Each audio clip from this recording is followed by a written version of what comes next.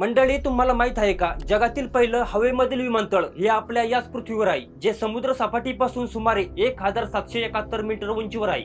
म्हणजे जगातील सर्वात उंच इमारत बुर्ज खलिफा, जिची उंची 830 मीटर आहे. तर असे दोन बुर्ज खलिफा एकमेकावर उभे केले तर जेवढी उंची होईल तेवढ्याच उंचीवर हे विमानतळ आहे. इतक्या उंचीवर असं विमानतळ बांधणं म्हणजे निसर्गाला दिलेलं एक खुलं आव्हानच होतं. आणि हे धाडस आपल्या शेजारील चीन देशाने केलं. पण प्रश्न हा पडतो की जिथे माणसाला नीट उभं राहता येत नाही अशा अवघड जागी हे विमानतळ नक्की का बांधलं गेलं, आणि त्यापेक्षाही महत्वाचं म्हणजे सरकारनं इतका अफाट पैसा आणि मेहनत या दुर्गम भागात का लावली. त्यासाठी हा व्हिडिओ शेवटपर्यंत पहा. नमस्कार मंडळी, मी विठ्ठल, तुम्ही बघताय वेद.com.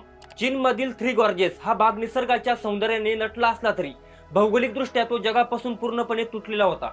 इथल्या दातेरी डोंगर रांगा आणि खोल दऱ्यामुळे येथील सर्वसामान्य लोकांचं जीवन अतिशय खडतर होतं.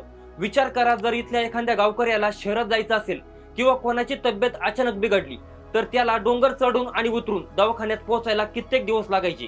उंच डोंगरामुळे रस्ते बांधणं अशक्य होतं आणि रेल्वे तर स्वप्नातही कोणी विचार केला नव्हता. व्यापार आणि विकासापासून हा भाग पूर्णपणे तुटलेला होता. अशा स्थितीत इथली पिढी गरिबी आणि अंधारात जगत होती. पण कोणत्याही देशाचं सरकार जेव्हा आपल्या शेवटच्या नागरिकाच्या विकासाचा विचार करतं तेव्हा अशक्य गोष्टी शक्य होतात.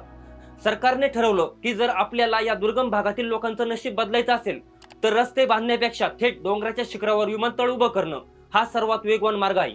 2015 मध्ये जेव्हा या जोंगकिंग विशान विमानतळाच्या कामाला सुरुवात झाली तेव्हा अनेकांनी यावर टीका केली. काहींना वाटलं की इतक्या उंचावर जिथे फक्त ढग आणि खडक आहे तिथे पैसा खर्च करणं व्यर्थ आहे. पण सरकारचं व्हिजन स्पष्ट होतं. विकास फक्त मोठ्या शहरांचा नसावा तर तो डोंगरात राहणाऱ्या त्या सामान्य माणसापर्यंत पोहोचला पाहिजे. हे काम जगातील सर्वात कठीण कामापैकी एक होतं, कारण विमानतळासाठी लागणारी सपाट जमीन तिथे कुठेच नव्हती. मग इंजिनियर्सनी एक अजब शक्कल लढवली. त्यांनी डोंगराची टोकं डायनामाइटने उडवायला सुरुवात केली. तब्बल 6 वर्ष तिथे सतत स्फोट घडवून आणले गेले आणि 70 डोंगराची शिखरं कापून टाकली. डोंगर फोडून जो खडक आणि माती निघाली ती त्यांनी दऱ्यांमध्ये भरली.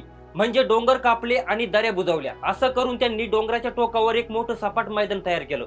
हे सर्व केवळ एका विमानतळासाठी नव्हतं, तर ते त्या भागातील हजारो लोकांसाठी प्रगतीचं दार उघडण्यासाठी होतं.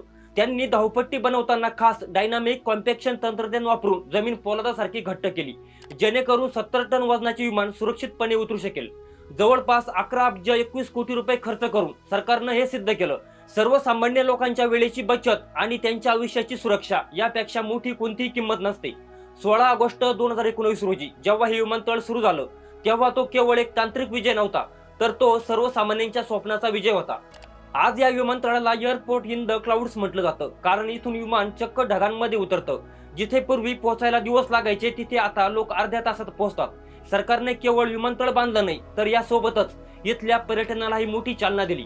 यागत्से नदीचं सौंदर्य पाहण्यासाठी आता जगभरातून पर्यटक येऊ लागले, ज्याचा थेट फायदा तिथल्या स्थानिक लोकांना, हॉटेल व्यावसायिकांना आणि शेतकऱ्यांना झाला. ज्याप्रमाणे चीनने आपल्या दुर्गम भागाचा चेहरा मोहरा बदलण्यासाठी असे धाडसी प्रकल्प राबवते, पण आपल्या भारतातील दुर्गम भागात अजूनही पक्के रस्ते का नाही? तुमची मतं कमेंट मध्ये नक्की सांगा. व्हिडिओ आवडला असेल तर शेअर करायला विसरू नका आणि अशाच माहितीपूर्ण व्हिडिओसाठी वेद.com ला सबस्क्राईब करायला मात्र विसरू नका.